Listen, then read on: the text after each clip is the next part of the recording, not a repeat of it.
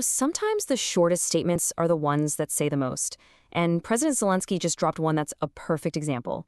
On the surface, it's just a few sentences, but believe me, it's packed with diplomatic meaning. Today, we're going to unpack it and see what it tells us about a new strategy for peace. So, what's the big deal? Is there some new rock-solid agreement on how to end the war? Well, that's exactly what we're going to figure out.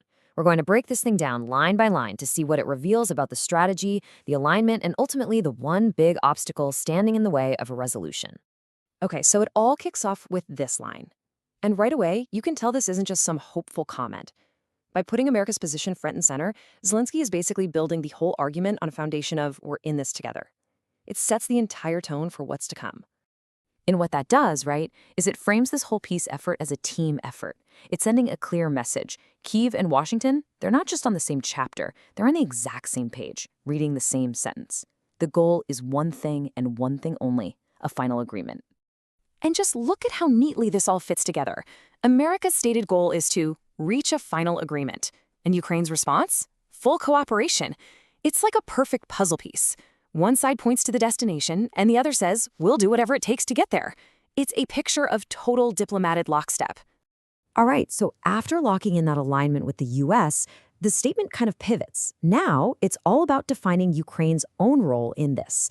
This is where the strategic messaging for the rest of the world really kicks in. And then we get this line. Wow, this is so important. It's part promise and it's part defense. I mean, think about it. In this complex international climate where long-term support can get shaky, this is Zelensky getting way ahead of the story. He's shutting down any potential narrative that says Ukraine is the one holding things up. So that one little sentence is doing a ton of heavy lifting, diplomatically speaking. It's positioning Ukraine not as a passive victim, but as a proactive and constructive partner who is absolutely committed to finding a solution. The message couldn't be clearer. If peace talks hit a wall, don't look at us. Okay, so after setting the stage and positioning themselves, this statement shifts gears again. It moves from attitude to action. It's basically saying, hey, we don't just want peace. We're actually in the workshop building it with our own hands. And if you break it down, you see this really clear three-step approach. First, working actively. That shows they're taking the lead. Second, making sure documents exist. This is huge because it takes things out of the realm of vague ideas and into actual concrete proposals. And finally, making them realistic. That's the pragmatism, right?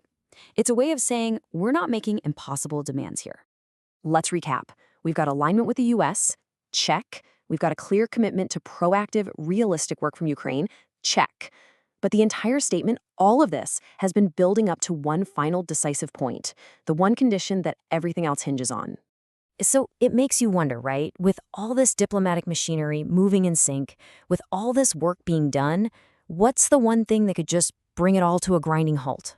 Well, the statement doesn't leave you guessing. It gives a very, very direct answer. And boom, there it is. This is the punchline of the whole statement. After all that careful setup and all that groundwork, the spotlight swings and lands squarely on one actor. The message is that the entire potential for peace hinges entirely on Russia's genuine commitment. This effectively creates what you might call a diplomatic veto, and the idea is pretty simple. Even if one side has a perfect plan and is totally aligned with its partners, the other side holds the power to block all progress, just by not being serious about the process. And that phrase, 100%, that's not an accident. It's so deliberate. It just strips away any wiggle room, any ambiguity. We're not talking about being kinda sorta serious or just showing up to the meetings for show. It's an absolute all-or-nothing prerequisite for any real diplomacy to even begin. So when you put it all together, what does this short but really powerful statement tell us?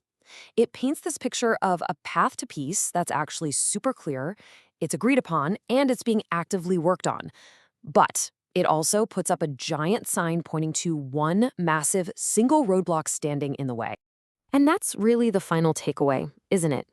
The whole message boils down to this incredibly stark reality. The groundwork is laid, the partners are on board, but the success of the entire endeavor comes down to one condition, which is controlled by one actor. And that really leaves you thinking, what does it actually take to achieve 100% seriousness?